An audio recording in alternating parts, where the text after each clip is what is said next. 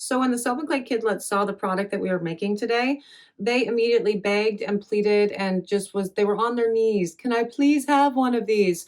And I told them no, because they kind of were a pain in the butt to make on a large scale. This is something that you would totally love doing from home, though, on a smaller scale and with a less complicated design. But, I'm getting ahead of myself. So I'm going to stop talking about what it is that we're making and tell you, hello, I'm Mrs. Soap and Clay. Let's make stuff.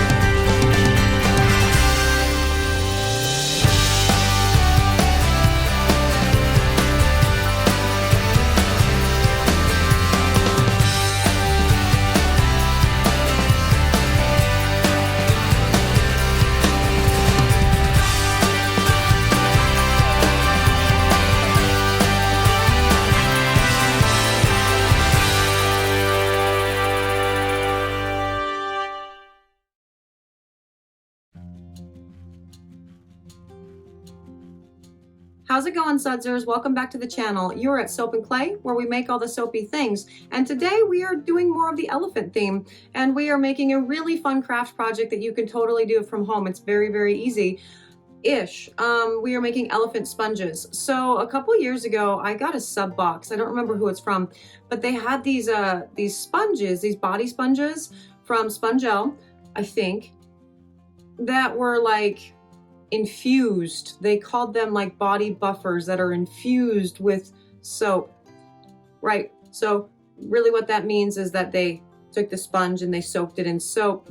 And it actually was a very cool product because it does change like the cell pattern on the sponge and sort of firms it up. And the more it soaks up, I actually really enjoyed using it. And so I've always wanted to put a sponge type thing into the line, but never really had a good reason to do it. And I thought we could totally cut some big body sponges into elephants and create to go along with it.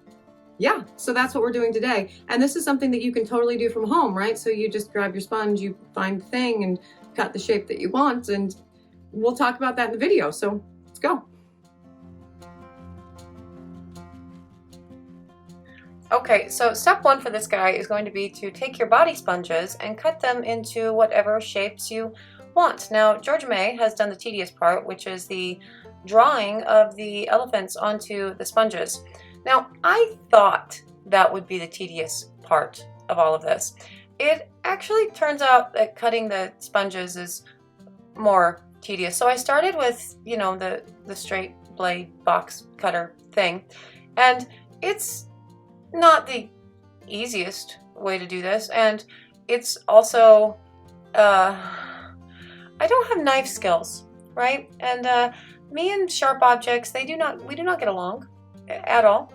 And so just watching this back, I really hope this video is not watched by Mr. Soap and Clay, actually, because he is going to cringe and like have multiple shudder incidents while watching this, because I am dangerous with knives, and that's just a regular knife, right? That's to say nothing of a box cutter with like the big razor blade on it. But here's the thing: over the summer, we actually installed AstroTurf in the backyard, and it was a cool project because it was actually a used football field that the football field had been replaced, and they were going to take 50,000 pounds of turf to the dump, and that's terrible for that to go into the landfill. And so we picked that up. It's a second use, it's a second life, it's awesome.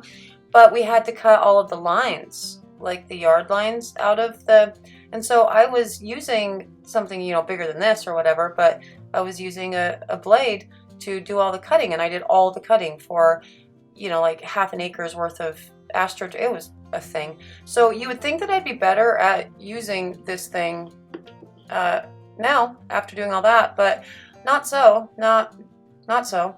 This was a super pain in the butt. And so eventually I just kind of stopped with the box cutter and switched to scissors.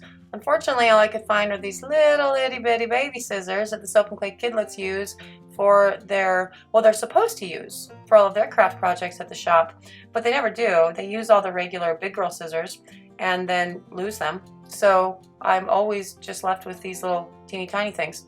But it's working already much better than the stupid box cutter thing. And with this portion, I'm trying really hard to not cut the little elephant tail, the hangy string thingy, right? And I'm paying so much attention getting it out of the way and doing it, and I find it very amusing that, you see that? Yeah, cut through it anyway.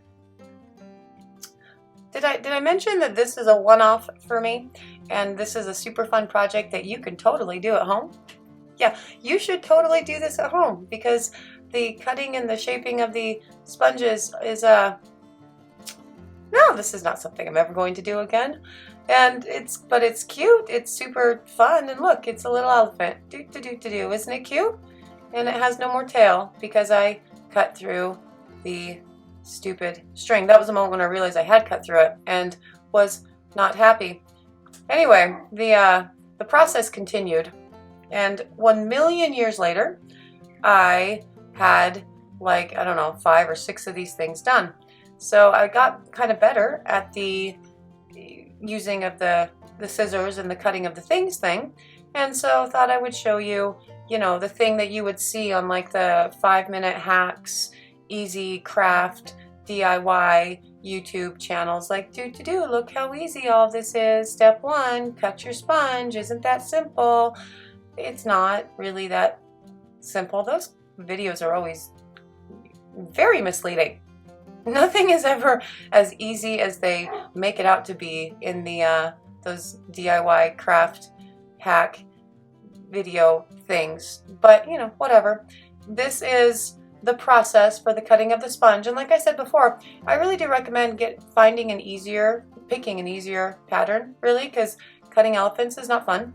For the body sponges, you can pick those up wherever they sell giant body sponges and use them for this, and they are cute.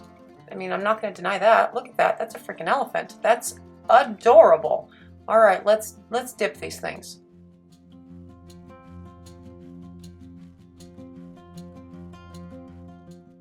Okay, so on to the dip. So this is a very, kind of standard thing, really. It's going to be taking the melt and pour base. Now, this is actually a melt and pour base that I made. We did this on the channel a few days ago, actually. I didn't show you a clear base. I showed you, a white base, but I go back and watch that, and melt and pour is cool. Make some glycerin soap. And it's kind of straightforward. This has been colored with a pretty blue mica. It has been scented with that same delightful whipped coconut that we have used for the soap. And it's going to go into the melted, soap batter. And I am going to kind of hold it in there so the sponge can soak up as much of that soap as possible. And then I'm going to set it off to the side and do the drawing thing. And I mean, you can use like a cookie rack, you can use whatever you want. This was what I had right next to me, the just a mold for round soap. So that's what I'm doing. And yeah, this is the process, just kind of over and over and over again, really making sure that everything gets pushed down into the soap batter itself, into the melted soap, so the entire sponge can get saturated. So I would say keeping each soap or keeping each sponge in the soap for at least 20 to 25 seconds is a good idea for these soaps. And I did go ahead and not only double dipped but triple dipped all of the soaps because I wanted, or all the sponges, because I wanted a lot of soap on these. And so if that's something that you want to do, that's awesome. You could do that. Now with each time that you redip, the things get heavier and heavier. So when it's all said and done, these guys weigh, oh gosh, I don't know, probably 8 ounces each, which is actually pretty significant if you think about it, because sponges themselves, they don't weigh anything. So that's a lot of soap is going into these sponges, and that's cool. Like I said, you know, earlier with the sponge gel thing that I got in a sub box, I actually really liked that. That was really cool because it did change the cellular structure of the sponge itself and sort of hardened it. So it was a really good exfoliating soap that could be used all over your body, so you know, your knees and the bottoms of your feet and all that jazz. But I had the soap sort of built in, which was really cool. I liked that concept a lot. So I'm glad that, you know, we're doing it for these elephant soaps. But again, not gonna do it again, like all the time. That's silly. So much time went into these silly little guys that, again, it's a fun craft project for you to do at home with your kiddos, and they can have their very own, you know, sponges for their showers and baths, and they can have, and so can you, and you know, it's awesome. But these are going to dry for a little bit, and then we're going to show you the finished product.